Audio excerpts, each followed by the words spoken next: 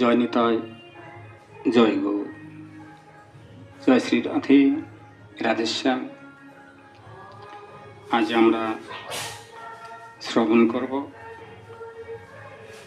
নামমালা গ্রহণ এবং সমর্পণের মন্ত্র এবং নিয়ম। জয় নিতাই।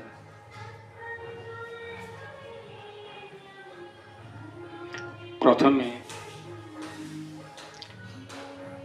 জপের মালা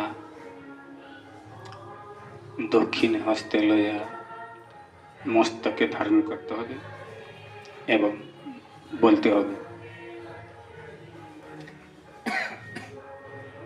ত্রিভঙ্গ ভঙ্গিমা রূপম বেণুরন্ধ্র कराञ्चितं গপ গোপী মণ্ডলং মধ্যস্থং শ্রীনন্দের নন্দন নাম চিন্তামণি রূপং নামেব পরম গতি শ্রীকৃষ্ণ চৈতন্য প্রীতার্থে নাম যজ্ঞ করিষ্যামি।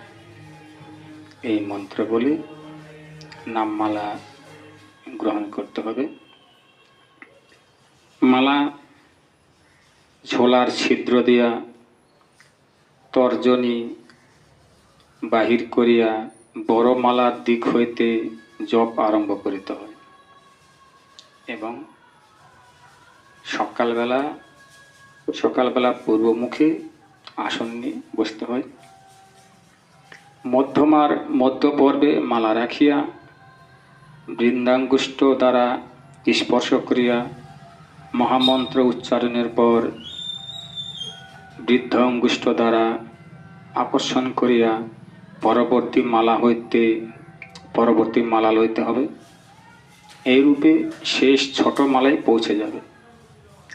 ছোট মালায় পৌঁছে পুনরায় ছোট মালা থেকে শুরু করিতে হইবে। কখনোই সুমেরু লঙ্ঘন হইবে না। এইরকম একবারকে এক ফেরা বলে। 4 ফেরায় 1 গ্রন্থি হয়। 16 গ্রন্থিতে 1 লক্ষ সংখ্যা ধরা হয়।